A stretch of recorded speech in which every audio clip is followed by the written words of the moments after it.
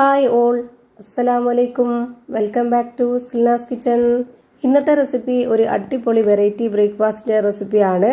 നല്ല ടേസ്റ്റി ആയിട്ടുള്ള നല്ല ഒരു അടിപൊളി പലഹാരമാണ്. കുട്ടികൾക്കും വലിയവർക്കൊക്കെ ഒരുപാട് ഇഷ്ടമാവും.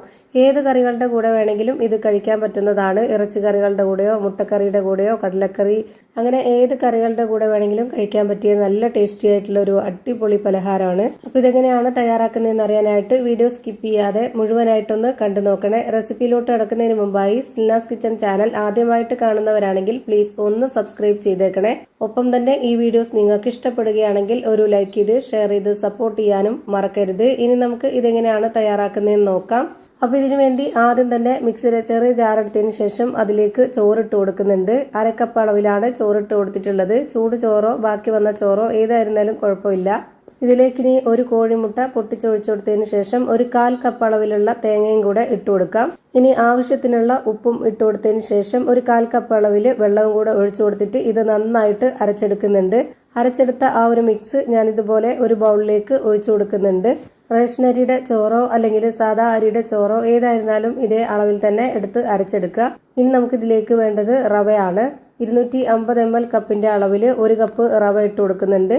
ഞാൻ ഇതിലേക്ക് വറുത്ത റവയാണ് ഇട്ട് കൊടുത്തിട്ടുള്ളത്. വറുത്ത റവ തന്നെ എടുക്കാൻ വേണ്ടി നോക്കുക. ഇനി ഇതേ കപ്പ് അളവിൽ തന്നെ ഒരു 1/2 കപ്പ് അളവിൽ വറുത്ത അരിപ്പൊടി കൂടെ ഇട്ട് കൊടുക്കുന്നുണ്ട്. ഈ ഒരു കപ്പ് അളവിന് 1 കപ്പ് അരിപ്പൊടി ആവശ്യമായിട്ട് വരുന്നുണ്ട്. പക്ഷെങ്കിൽ ആദ്യം ഈ ഒരു 1/2 കപ്പ് ഇട്ട് കൊടുത്തതിന് ശേഷം നന്നായിട്ടൊന്ന് യോജിപ്പിച്ചെടുക്കാം. ഇപ്പോൾ കറക്റ്റ് പരുവായിട്ടില്ല, കുറച്ചൊന്ന് കുഴഞ്ഞിട്ടാണ് ഇരിക്കുന്നത്. കുറച്ചുകൂടെ ഒന്ന് ടൈറ്റായി കിട്ടാനുണ്ട്. അപ്പോൾ ഇതിലേക്ക് 1/2 കപ്പ് അരിപ്പൊടി കൂടെ ഇട്ട് കൊടുക്കാവുന്നതാണ്. ഞാനിവിടെ വറുത്ത അരിപ്പൊടിയാണ് എടുത്തിട്ടുള്ളത്. ഇതിലേക്ക് ഇപ്പോൾ വേണ്ടി വന്നിട്ടുള്ളത് 250 ml കപ്പിന്റെ അളവിൽ 1 കപ്പ് വറുത്ത റവയും 1 കപ്പ് വറുത്ത അരിപ്പൊടിയുമാണ്.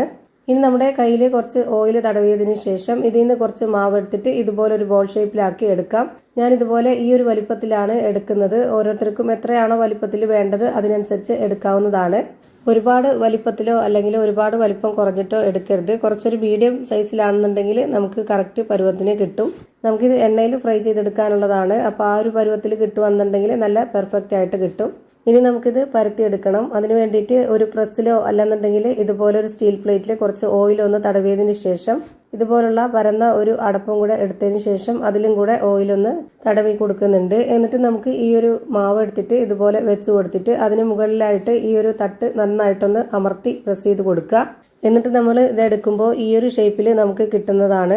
പ്രസ്സിലാണ് പരത്തുന്നതെങ്കിൽ ഒത്തിരി അങ്ങ് പരന്ന് പോവുകയും ചെയ്യും. അതുപോലെ നമ്മൾ കൈ വെച്ചിട്ട് കൈയുടെ ഉള്ളം കയ്യിൽ വെച്ചിട്ട് ഒന്ന് അമർത്തി കൊടുക്കുകയാണെന്നുണ്ടെങ്കിൽ നല്ല കട്ടിയായിട്ടും പോകും.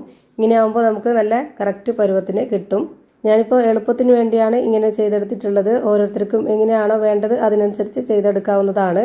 ഒന്ന് പരത്തിയെടുത്തതിന് ശേഷം അടുത്തത് വെച്ച് കൊടുക്കുമ്പോൾ വീണ്ടും ഒന്ന് എണ്ണ തടവിയതിന് ശേഷം വേണം ഇങ്ങനെ ചെയ്തിട്ടെടുക്കാനായിട്ട്. അപ്പോഴാണ് ഇത് ഒട്ടിപ്പിടിക്കാതെ നല്ല രീതിയിൽ കിട്ടുള്ളൂ. അപ്പോൾ ഞാനിവിടെ ഇതേപോലെ പരത്തി എല്ലാം ഒരു പാത്രത്തിലേക്ക് മാറ്റിയിട്ടുണ്ട്. ഇനി നമുക്ക് ഇതൊന്ന് ഫ്രൈ ആക്കി എടുക്കാം. അതിനുവേണ്ടി സ്റ്റവിലേക്ക് ഒരു കടായി വെച്ച് കൊടുത്തതിന് ശേഷം അതിലേക്ക് കുറച്ച് ഓയിൽ ഒഴിച്ചു കൊടുക്കുന്നുണ്ട്.